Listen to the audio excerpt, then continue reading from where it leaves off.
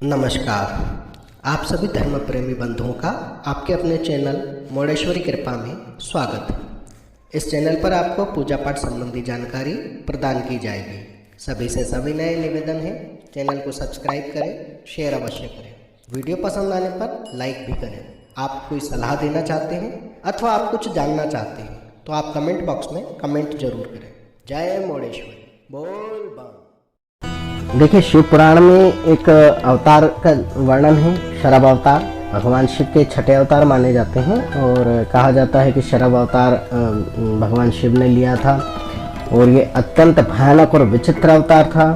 उनके अब तक के सभी अवतारों में ये अत्यंत दुर्लभ अवतार है और इसमें इनका जो प्राकट्य था, इनका प्राकट्य भी नरसिंह जयंती का ही माना जाता है, क्योंकि जिस दिन हिरण्यकश्यप का वध नरसिंह भगवान के रूप में विष्णु जी ने किया तब वे शांत नहीं हो रहे थे, काफ़ी क्रोध उनका बढ़ गया था, काफ़ी वे उग्र हो गए थे और बिल्कुल जिस प्रकार से महाकाली एक रण समर में युद्ध के बाद इस प्रकार से हो गई थी कि जैसे कि अब समूल पृथ्वी का ही नाश कर देंगी, उसी प्रकार श्री हरि विष्णु का भी स्वभाव ऐसा हो गया था।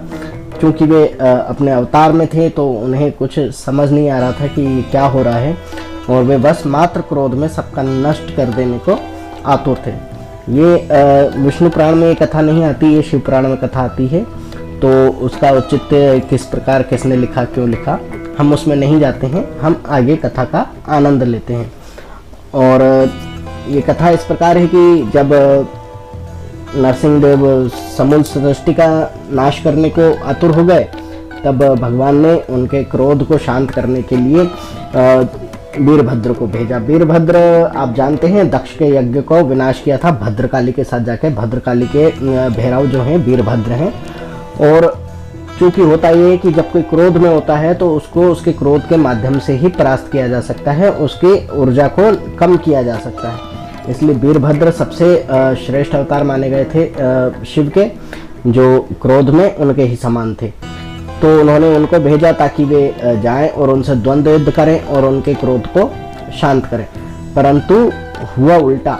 वीरभद्र ज्यों-ज्यों उन पर प्रहार करते थे उनकी उग्रता और बढ़ती जा रही थी। तब वीरभद्र जी ने भगवान शिव को पुनः से कहा कि ये तो शांत हो नहीं रहे हैं, उल्टा और क्रोध बढ़ रहा है, इस प्रकार तो पृथ्वी और अतिशीघ्र समाप्त हो जाएगी।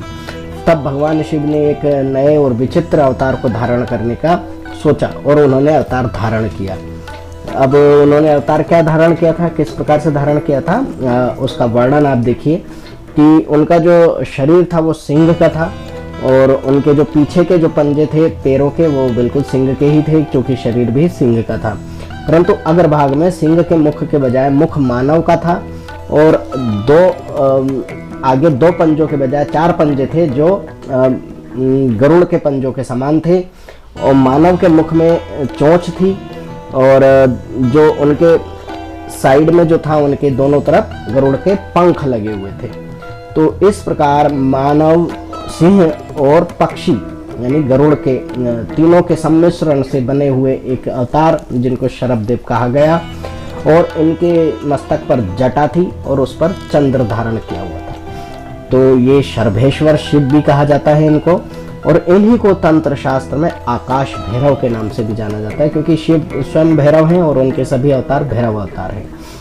तो आकाश भैरव या शरभदेव जो हैं ये वहाँ से उड़ते हुए आते हैं आकाश मार्ग से और भगवान नरसिंह को अपने पंजों में जकड़ करके ले जाते हैं। वो चोंच से बार बार उन पर प्रहार कर रहे हैं, उनके क्रोध को शांत करने की कोशिश कर रहे हैं और जो उनकी पकड़ थी बहुत मजबूत थी तो वो पंजे भी उनके शरीर को चुभ रहे हैं, चोंच मार रहे हैं। और इस प्रकार से जब नरसिंह भगवान उस पकड़ को छुड़ा नहीं पाए तब उन्होंने अपने प्राण जो थे पुनः से उस नरसिंह शरीर से, उस रूप से निकाल करके पुनः विष्णु में स्थापित कर दिए। और अब जो नरसिंह का जो देह रह गया था उसमें इतनी अधिक ज्वाला थी कि उसका स्पर्श तो कोई और कर नहीं सकता था, इसलिए जो शर्भेश्वर देव थे उन्होंने गंगा जी में उस शरीर को छोड़ दिया। तब विष्णु जी वहाँ पर शरभदेव के इस विचित्र रूप का दर्शन करने के लिए, पूर्ण शांत अवस्था में देखने के लिए आए और उन्होंने उनसे निवेदन किया कि आपने मेरे इस अवतार का क्रोध शांत किया, इस अवतार का कार्य को समाप्त करके उन्हें पुनः मुझ में विलीन किया है, अब आप भी अपने अवतार को शांति प्रदान करें और अपने मूल स्वरूप में प्रकट हों।